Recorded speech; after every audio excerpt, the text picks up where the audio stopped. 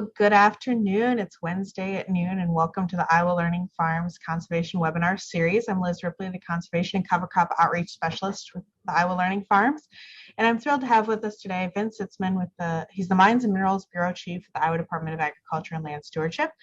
He's going to give us a little history on Iowa's coal production many years ago and what the department is now doing to help restore these areas on the Iowa landscape. So if you have questions for Vince as we go along, feel free to submit those in the chat to me, and I will ask him following his presentation.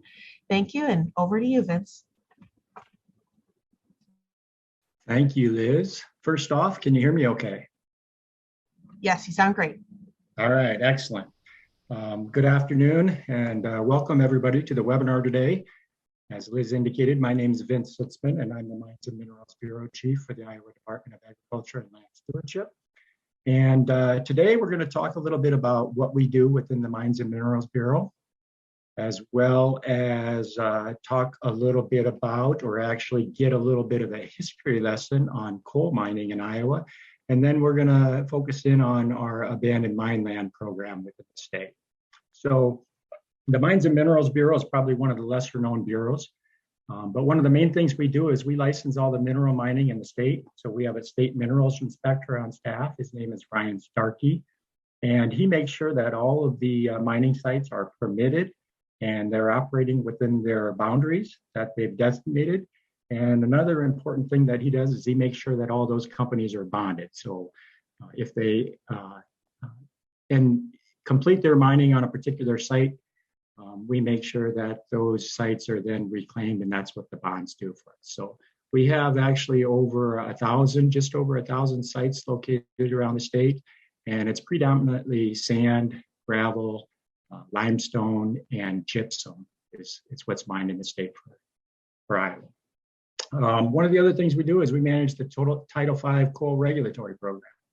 So that may seem a little bit strange to folks that we have a coal regulatory program, because we don't actually mine coal in Iowa anymore. But we are here ready and willing if we have companies that would like to come into Iowa to mine coal.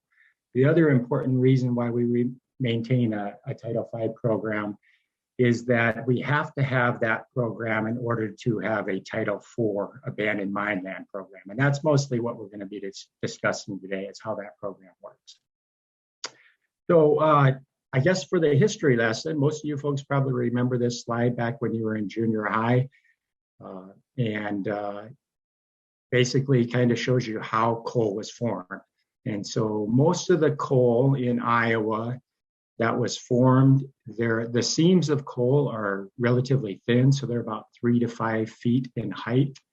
And the type of coal is not what we consider a high quality coal. It's high in sulfur, but not what we call a high quality product. So just a little bit of history on coal mining Iowa. So coal was mined prior to 1870. And much of that was used for personal use. When Lincoln became president, he identified Council Bluff as one of the eastern terminals for the Transcontinental Railroad. And so that's what really spurred the coal growth in Iowa, if you will. Now they actually had a way to transport that coal. And so coal production in Iowa peaked in about 1917 and quickly diminished after that time frame.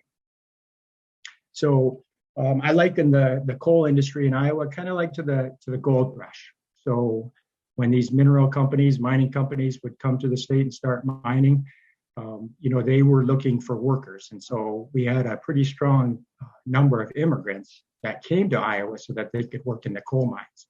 And they settled in these camps in these towns. And these towns were actually mobile. As a mine dried up, they'd move to another mine. And so they were pretty mobile, so they'd pack up their things and leave. But these towns were pretty complete. I mean, they had doctors' offices, they had schools, they had churches, they had sports teams. So they were complete towns, and they would spring up and then they would disappear. Perhaps one of the most well-known towns would have been the city of Buxton. That was located in Monroe County. And when that population of that particular coal community was at its peak, it had over 5,000 people within that community. And so now, if you were to go look and try and find Buxton, all you'd find is one abandoned building. Nobody resides there, and you would never know that it was a bustling community at one time. So just a little more background on the history of coal in Iowa. So you can kind of see here on the map, these particular areas in the light blue were the areas where most of the mining occurred. There's a little bit of a close-up here for you. You can see the green dots, they represent underground mining that took place in the state, and the red dots are surface mines within the state. So they kind of followed along the Des Moines River in the southeast part of the state and then central Iowa. You'll notice that there's a significant amount of green dots around Des Moines. So there was a lot of underground mining that took place in Des Moines, and I'll share a story with you a little bit later on some of the underground mining there as well. So you'll see these clusters of red, these are surface mines, and you know, a bunch of them, many of them are bunched together. So a lot of them were independent little mines, but it looks like they were all, you know, so, again, when coal was first mined in Iowa, most of it was underground mining, and gradually moved more to the surface mining in the 40s, 50s, and 60s. And in 1977, that was a landmark year for coal mining across the country. There was legislation, federal legislation, we call it SMACR, it's the Surface Mine Control and Reclamation Act. And basically what that did is that, you know, it gave up-to-date regulations, if you will, on the coal industry. So one of the important things about that time frame is that the coal companies had to be bonded at that point in time. So when they got done mining, they were required to reclaim those sites. And so in Iowa, we had over 30 companies that started mining after 1977, and all those sites were reclaimed. A big part of what they did is they actually took the topsoil on the sites, put it off to the side, and saved it. So when they reclaimed it, filled back the hole, they could put the topsoil back onto the site. So some of those sites can be used for growing row crop or used for pasture, and they're fairly productive to this day. The sites that we're mostly going to be talking about today were mined prior to 1977. So in 1994, that was the last time coal was mined in the state of Iowa. Okay, just a little graph here on underground mining. So I mentioned we've done underground mining in Iowa. And then we also used a drag line for surface mining. And I'll talk a little bit more about that approach. So as far as the undermining goes, a lot of people used to call them pony mines. You can see the tracks that go into the mines, and they would use the ponies to pull the coal out of the actual mine. But as you can imagine, with these thin seams of coal, 3 to 5 feet thick, it was pretty breaking work. So you were bent over all day, swinging a pickaxe, digging out these chunks of coal, throwing them in the cart, and then the ponies would take them up to the surface. So it would have been brutal work, and as you can imagine, extremely dangerous. Here's a graph here of a room and pillar type of a mine. So the shaft would come down here, and then they would mine the coal out of these rooms in here. And each person would have their own room, and they'd have a cart, and they'd fill it up and on to the next load. So this is an example of the surface mining. So this is a photo taking of a drag line near Oskaloosa, Iowa. And so this was a very different type of process than the underground mining, much less manpower needed, if you will. But these big drag lines would, once they identified a seam that they'd want to mine, they'd take this drag line and they'd peel off the layers until they got down to the coal. So the top layer obviously was the best soil. That was the top soil. And they'd set that off to the side, and then they would then move on to peeling layer after layer until they got to the coal, but they would stack this dirt on top of each other in these huge windrows. And you can kind of see them in the background in this particular picture. So the significance of how they did this is important in our reclamation process today, because the material that was located just directly above the coal tended to be really high in shale, and it was very acidic. So when that shale and that pyrite got exposed to vegetation and precipitation, got exposed to precipitation and heat, it became very acidic. And then that acidic material then sifted through that whole spoil pile, essentially leaving everything on that site pretty unproductive and very, very acidic. So here's an example of a LiDAR map, shade map that shows an abandoned mine site here in Iowa. This is what you'd typically see if you're looking at these photographs. But you can see these huge spoil piles. This area here happens to be a pit pond. And it's very recognizable if you're looking into shade maps or the aerial photography or the LiDAR photography on where these mines are located. So this is an example of an aerial photo of a typical mine you'd see today in Iowa. So you think about this site here, it may have been mined 80 years ago. You can see all the spoil piles. You can see some of the tree growth, the pit ponds. And so our sites, there's a varying sizes of our sites. Some of them might be only 2 to 3 acres or a few acres in size. And some of our sites are quite large. They might be up to close to 200 acres. So the remnants left behind from this mining are pretty significant. We have a lot of dangerous features on these sites. This here is a photo of a high wall you'll see here right next to this pit pond. And so typically when that drag went through, that last cut would create a high wall. They didn't do any backfill. And so you have these high walls and these pit ponds. They're pretty dangerous. They can be pretty deep, pretty sizable in some cases, and obviously very sediment laden at this point in time, 80 years, past. So I like to tell the story.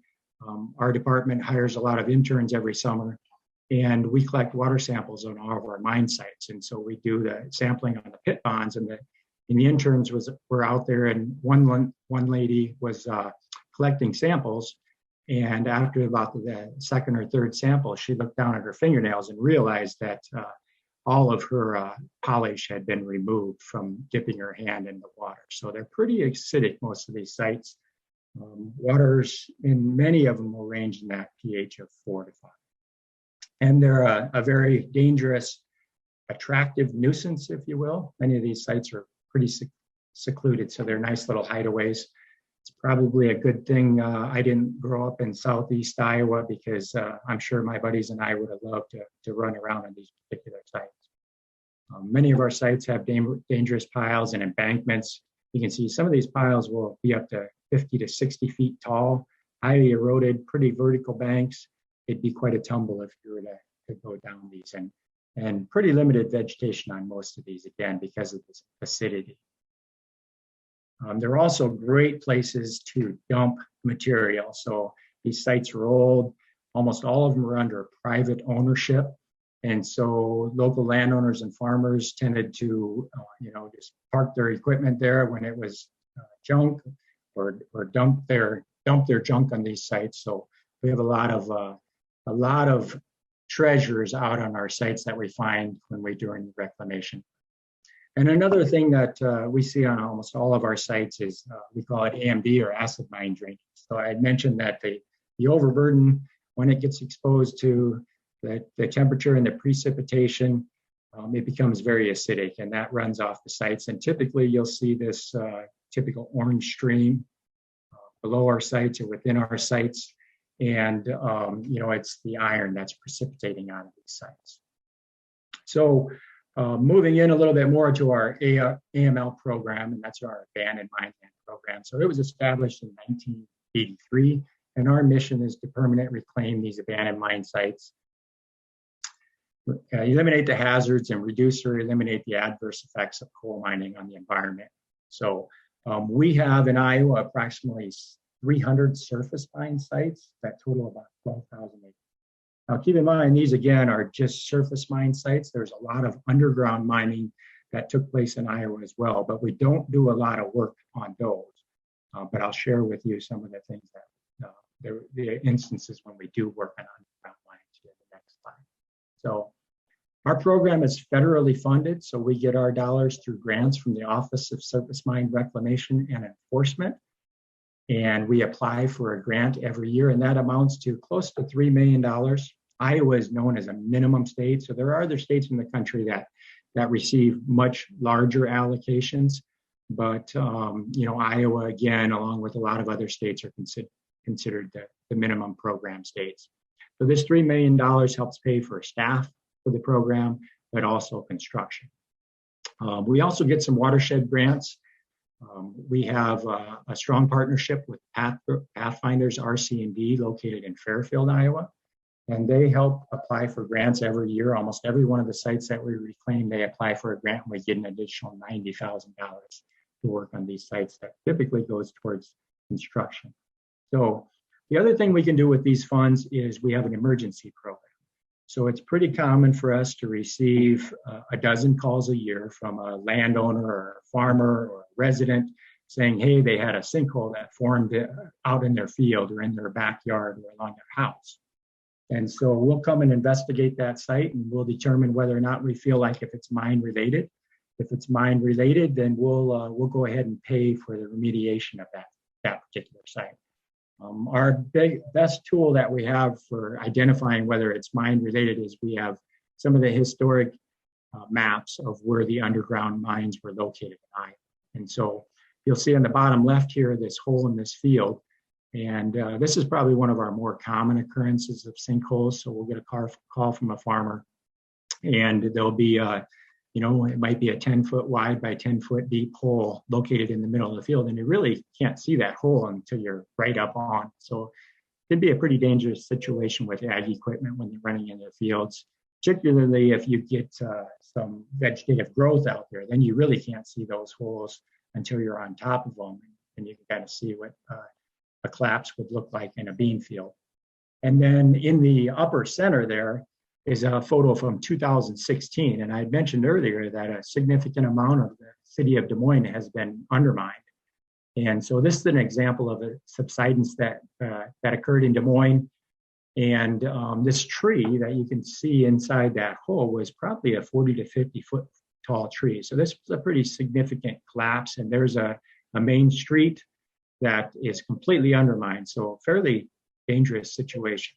And so we worked with the city to get that particular site reclaimed and backfilled and functioning again, if you will. So Reclamation 101, whoops, jumped the gun. So these abandoned mine land reclamation sites, they're essentially mass grading projects. And our main priority is to mitigate those hazardous features, those features that are dangerous to the humans or human health, if you will. So the dangerous piles, embankments, high walls, and pit ponds, those types of features are what we're really, truly trying to mitigate when we do the reclamation on these sites. The main thing on these sites is they're all located, well, the vast majority of them are located on private landowners' property. And so we have to have willing landowners if we want to work on these particular sites. They're 100% funded through our program, so it doesn't cost the landowner anything, but our expectation is that they'll manage the site after we get the work done.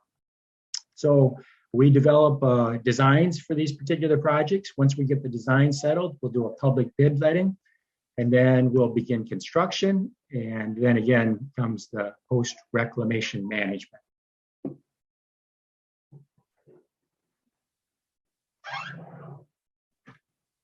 Sorry about that. My dog was wanting outside pretty bad for some reason. My guess is the mailman's here.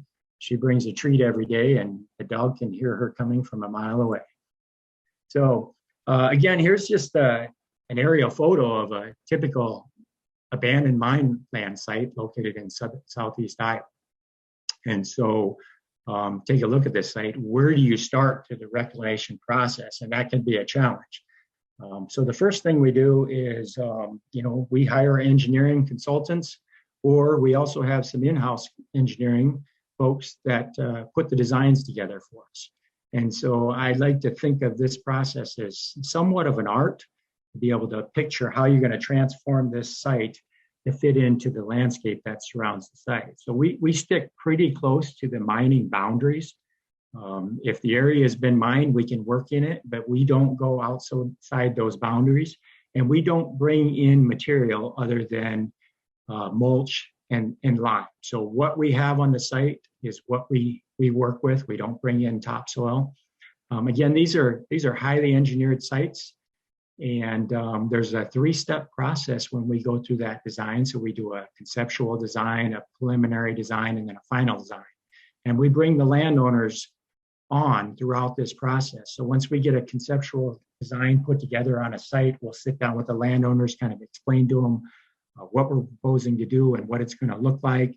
And then we'll do that again after the preliminary design and the final design. Almost all of our sites are incorporating conservation practices into them. So we do a lot of terrace work on our particular sites. We incorporate a lot of wetlands into our sites. And we have a lot of channels to move the water and the runoff through our sites as well. So as you can imagine, with any state or federal project, there's a significant amount of work that goes into a project before we start construction.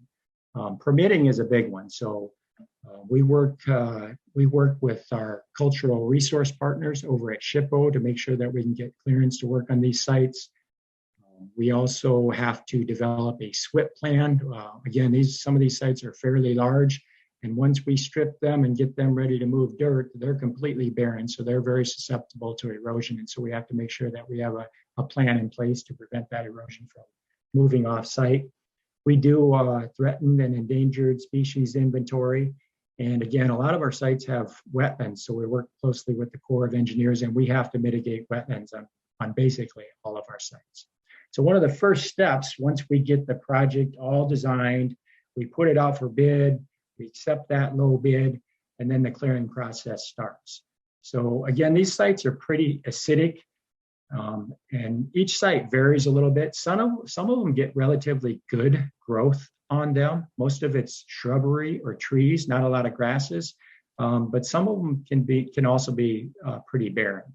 But most of our contracts, we always let usually October 1, so that they can begin work on clearing those sites. The bats are a big thing. So if we have trees on the sites, which all of them do, we have to make sure that we start and get these trees removed prior to April 15th. So the first step in the process is clearing the trees. Once they get the trees cleared on these sites, it's incredible. It's hard to even recognize these sites because the tree cover, it covers all the features that you wouldn't typically see just driving by them on the road. But some of these contractors are kind of crazy. I mentioned we have 40, 50, 60-foot spoil piles, and there's trees growing in some cases near the top of them. So they're bringing their dozers up there and their backhoes, and they're getting those trees out there. And it's pretty entertaining to watch them to see how they go about removing all those trees. So again, we have some treasures out on our sites. We find lots of old cars, metal, tires are a big thing. But we collect all this refuse, we pile it up, and we remove it and dispose of it properly in the landfills. Anything that the landowner wants to keep, he can certainly have, but they need to have all that stuff removed and taken care of before the contract typically starts on October 1. So I mentioned we have lots of pit ponds. We can't just drain these pit ponds off the site. Most of them are pretty acidic, so we have to do a lot of testing on the water quality. And if they're acidic, we have to make sure we get them up to a pH that allows us to release those waters into other streams down from our sites. So a lot of times we'll pump the water out of these sites, or we'll breach the earthwork around it so that we can drain these sites. And oftentimes we'll have to add hydrated lime to bring the pH up. So the next step of the process, they begin the grading. And so again, some of these projects are fairly large in size, so we might be moving 1,000 or 1,000,000 cubic yards of dirt on any particular site. Obviously, not that much for some of the smaller sites, but they're again just a mass grading project, and we're not bringing any material to the site. So typically on our high walls that you see on the top right, we're taking dirt and we're pushing it up to backfill that high wall, and that's going to be the top of our grade on our sites, because it's usually located on the perimeter, if you will. And so these sites, the construction work can be very weather dependent. You can see there's no vegetation out here. So when we get rainfall events, it can be a nasty, muddy mess, if you will. But you can see here in the top picture on the left, the start of a terrace that would be a typical terrace that we build on a particular site. All of our terraces have intakes, and we only use non-perforated tile on our sites, and I'll explain that a little bit later as to why that is. But once we get that site all graded where we want it, then we begin what we call subgrade preparation. So really what we're doing on these sites is we're putting a toupee on them. So we'll do some soil testing. Once we get it graded, we'll determine how much lime we need to add to the site. In many cases, or in most cases, we'll be looking at adding 30 to 40 tons of lime, in some cases even more, to this site. And then we'll add about 5 tons of mulch to the site per acre. And then we'll incorporate that in 1 foot thick. And that is what we would call the toupee. Once we get that process completed, then we refer to this, the next waiting phase, as the bake period. So we allow Mother Nature to do her thing, and with a little warmth and a little precipitation, that ag lime neutralizes that soil, and that process usually takes about 60 to 90 days. Some sites are a little bit more stubborn and take a little bit longer, or we need to add some more lime, get it to neutralize. Others can neutralize fairly quickly. And so we'll go out there after a certain length of time, and we'll do some soil testing. And when the engineer tells us that it's neutral enough to seed, we begin that process. So we'll get that land prepped for seeding. Usually it requires a disc pass to get it smoothed out. And we'll do soil testing again to make sure that we provide some N, P, and K. Surprisingly, we don't add a tremendous amount of the N, P, and K, but some of it is needed to definitely get the seeding to grow. So the seeding mixtures we use are typically a mix of some warm season grasses as well as cool season grasses. We seed very high rates, typically at least twice what a typical farmer would seed for a pasture or hayfield. We know that these sites can be challenging to get things grow on them, so we add a little bit extra to make sure there's an insurance policy there and we get good germination and growth. So once we get it seeded, we'll add another couple of tons of mulch, another 5 tons of lime for insurance, and then we will crimp that mulch into the site. And then the next phase is to wait for rain, and hopefully we get nice gentle rains, because again, these sites are very susceptible at that point to erosion. And hopefully the result is this. I'm always amazed. I grew up on a small farm in northwestern Iowa, so I'm pretty familiar with what good soil looks like.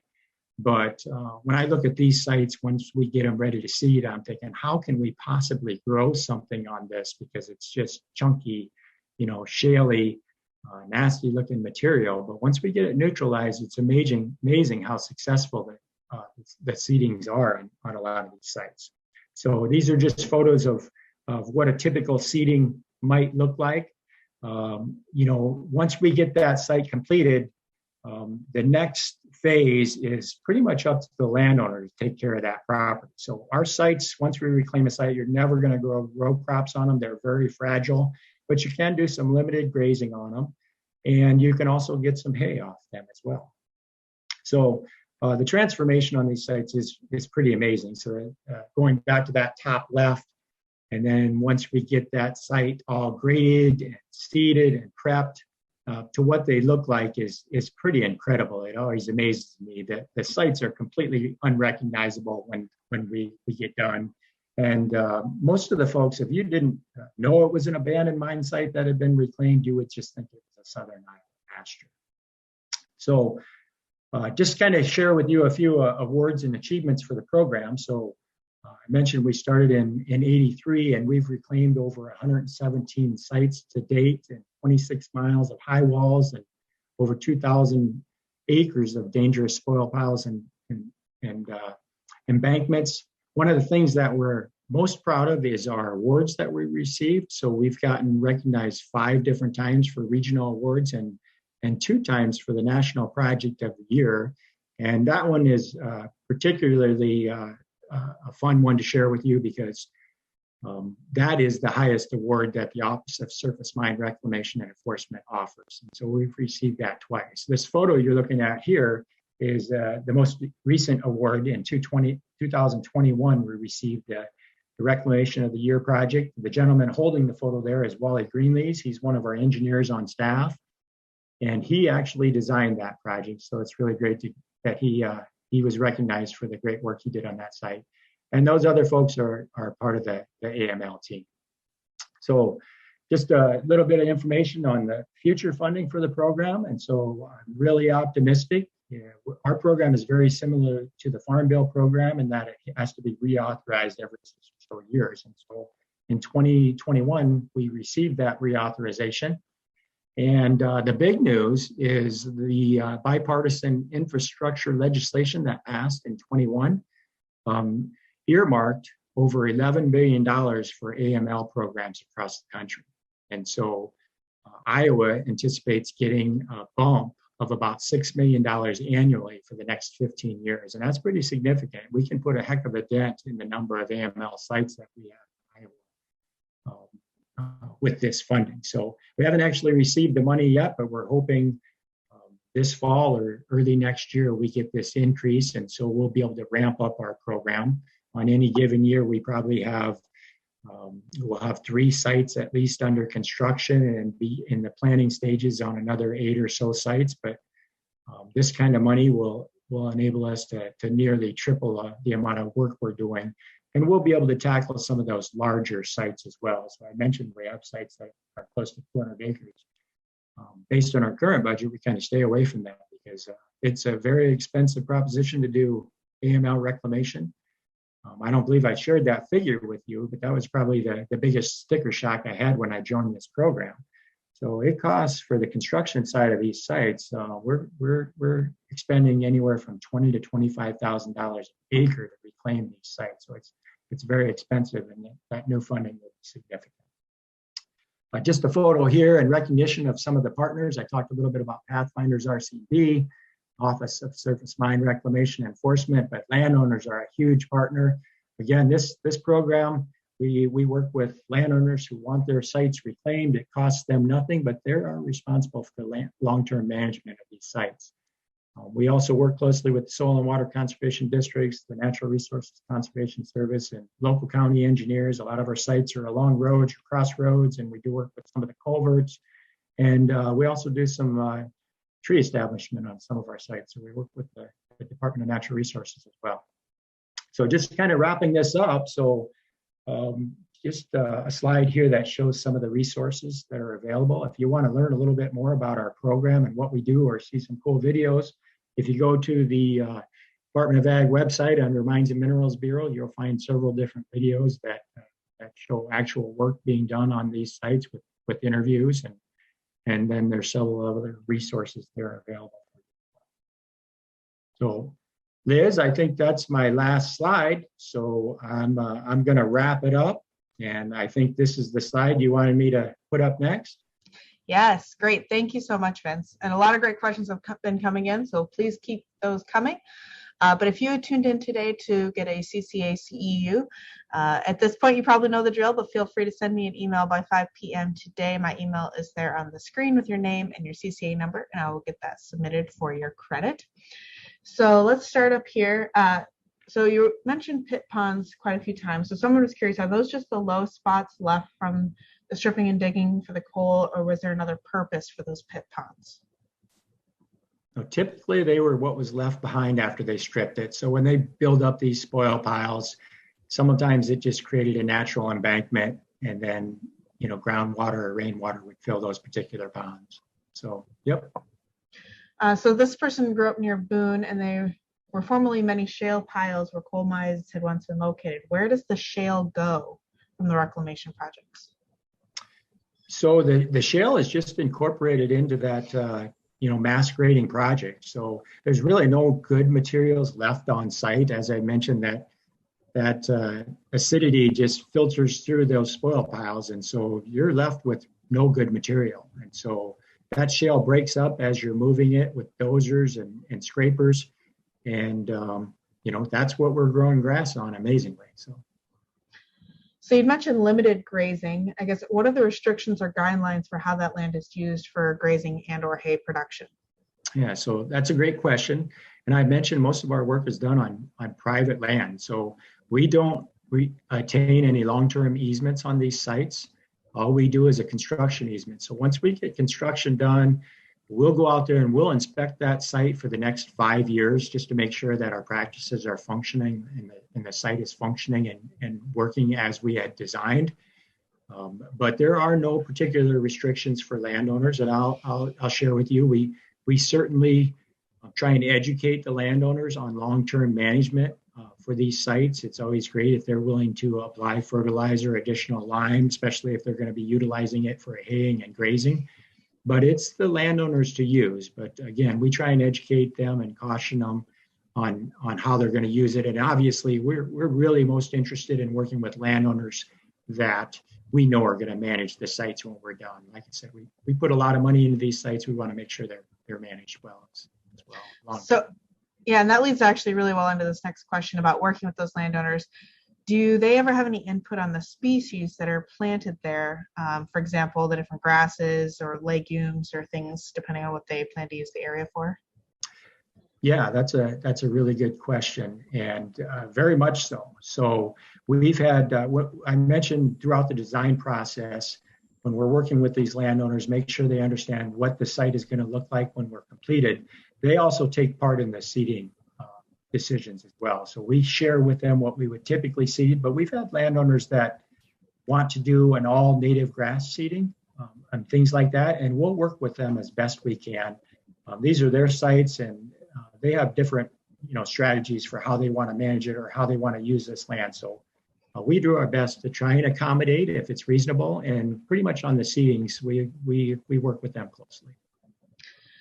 So you talked about removing a lot of trees. Do you typically mulch them to clear the site, or do you have to bring in mulch from elsewhere with that mulch that you're incorporating near the end? Yeah, so most of the trees, they can either be piled and burned on site. A lot of the trees actually end up in the pit ponds. I had mentioned sediment fills these pit ponds, and there's a lot of muck, if you will, on the bottom of them. So a lot of times we throw these trees, or the contractor will throw these trees into the pit ponds and create that bridge to kind of over that muck before they fill it in. And we have to, according to our specs, obviously have a certain amount of fill that needs to be over top of these trees. So that's typically how we would handle the trees on site. Mulch is going to be mostly the wheat straw or hay bales that we'll use. We have done some wood chips and done some wood chipping on site and used that as part of the mulch, but not a lot of that. It's mostly like wheatgrass or hay grass that's ground up and scattered on the site and incorporated.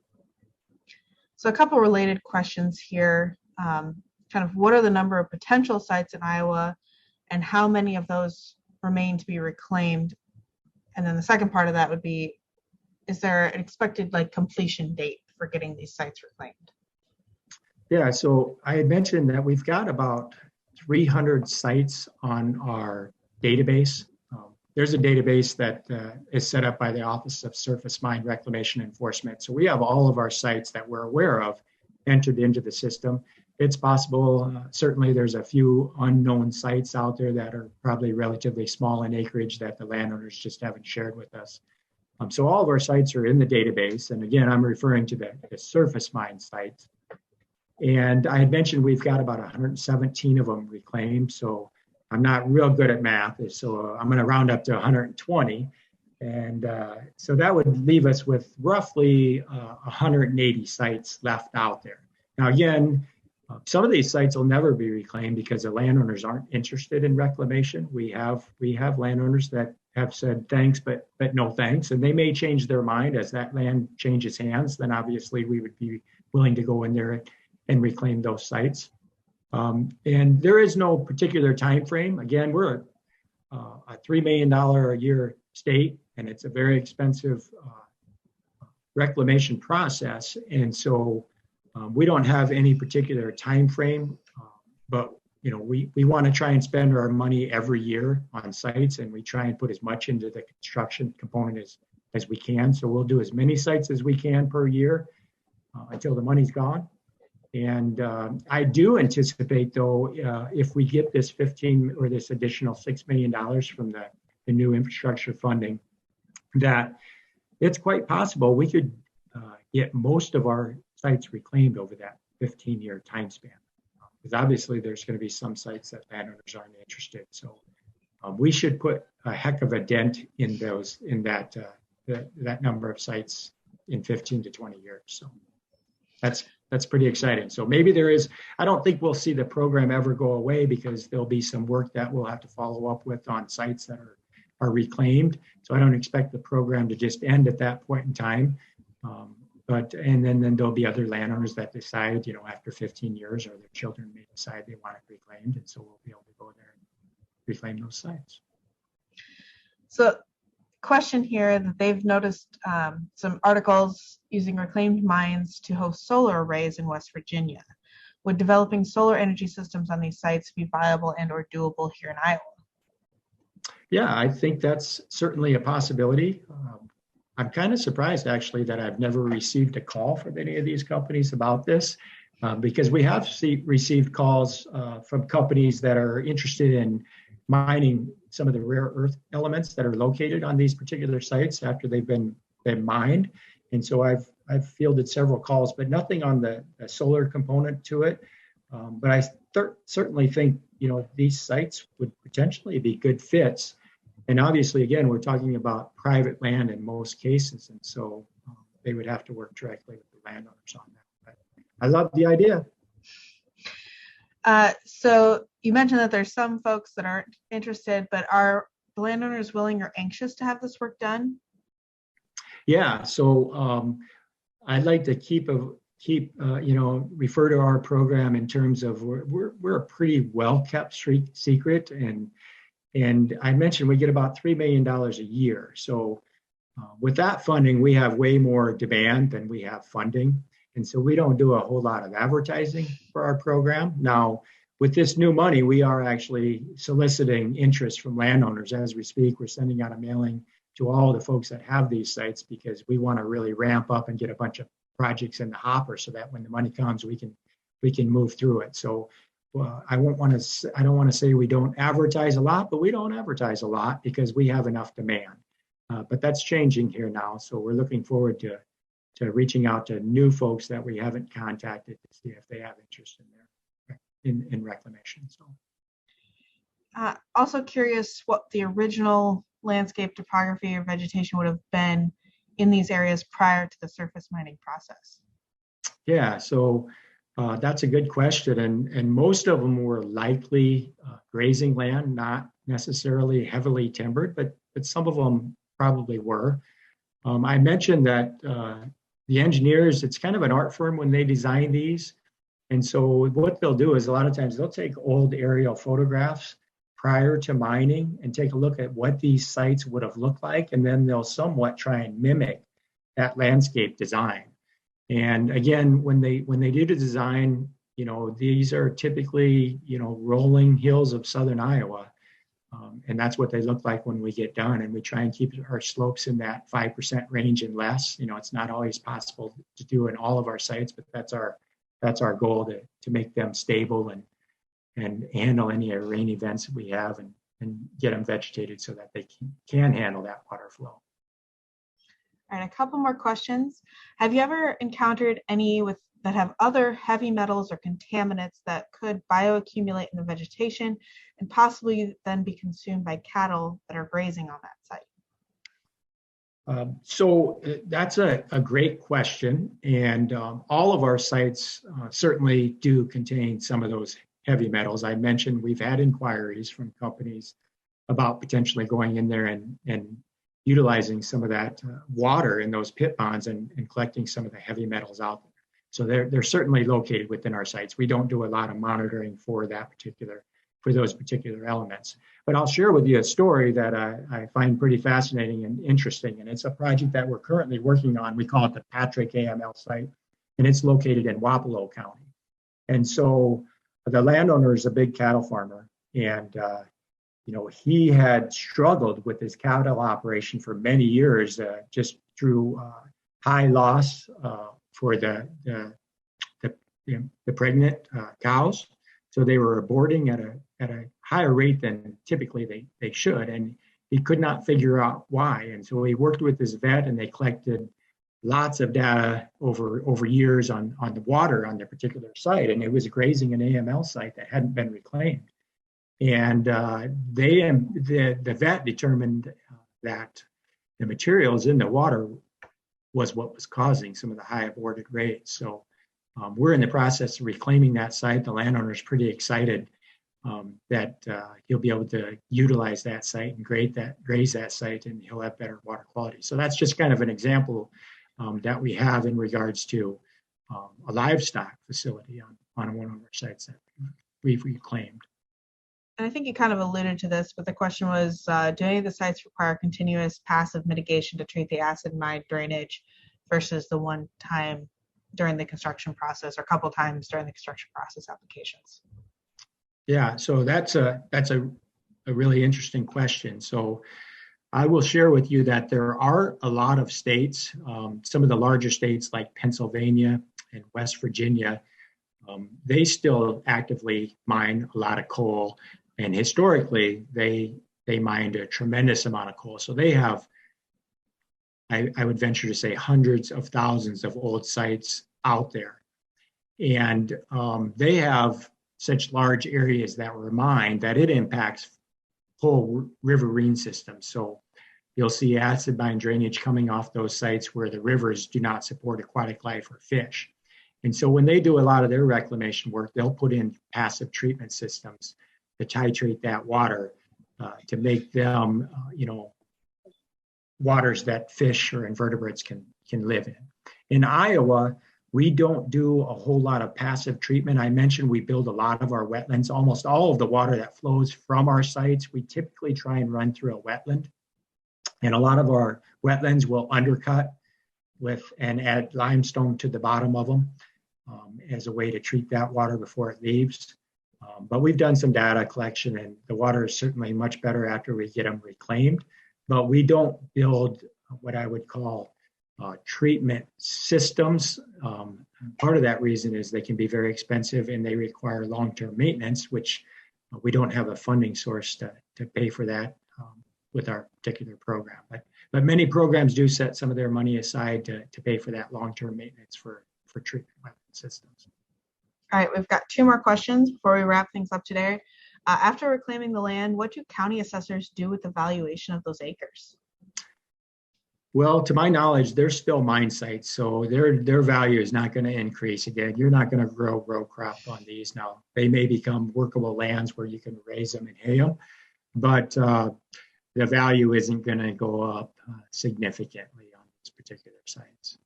They should still be designated as abandoned mine land sites in the plat books and on the Beacon websites. So our final question, with pushing trees into the pit ponds and then burying them, how do you avoid that dirt eventually settling and resulting in cave-ins? Yeah, so we do get some settling in our sites, and a lot of times we'll see it when we're filling in these large pit ponds.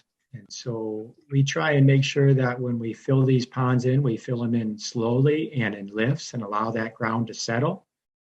And so we may at some time, we have to tell the contractor they have to move to a different area and let that ground settle to where it's, more stable.